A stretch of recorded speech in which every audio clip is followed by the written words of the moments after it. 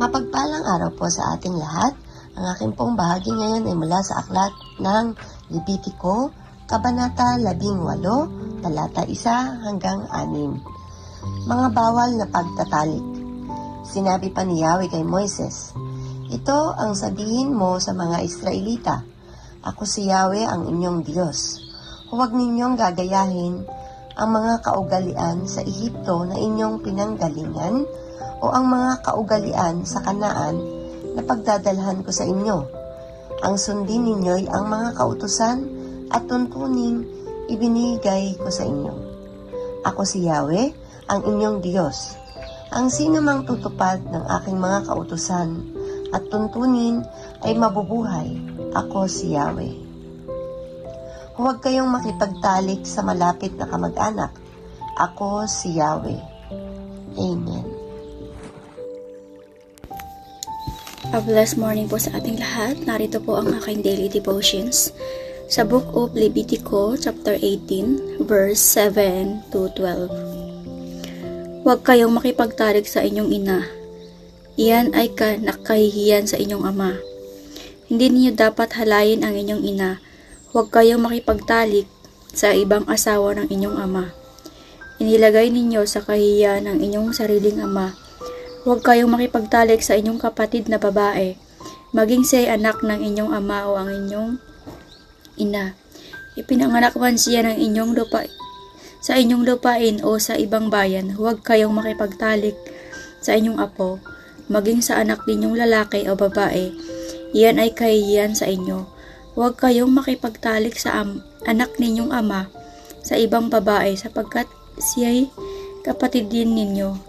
Huwag kayong makipagtalik sa kapatid ng babae ng inyong ama. Siya'y kadugo ng inyong ama. Amen po. Isang mapagpalang araw pong muli sa ating lahat. Muli niyo po akong samahan sa pang-araw-araw kong gawain mula sa pagbabahagi ng salita ng Diyos. Sinasabi po dito sa 18 kabanata ng Levitico, versikulo 13 hanggang 18. Bawal ang mga gawang kahalay-halay. Huwag mong sisipingan ang babaeng kapatid ng iyong ina. Siya'y tiya mo rin. Huwag mong sisipingan ang asawa ng iyong tiyo. Tiya mo na rin siya. Huwag mong sisipingan ang iyong manugang na babae. Siya'y asawa ng iyong anak na lalaki.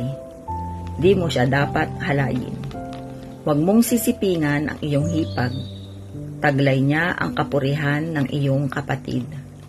Huwag mong sisipingan ang anak o apong babae na isang babaeng nasipingan mo. Maaaring ang mga iyon ay kamag-anak mo at iya'y napakasama. Hindi mo maaaring maging asawa ang iyong hipag kung buhay pa ang asawa mo. Ito po ang mga salita ng Diyos.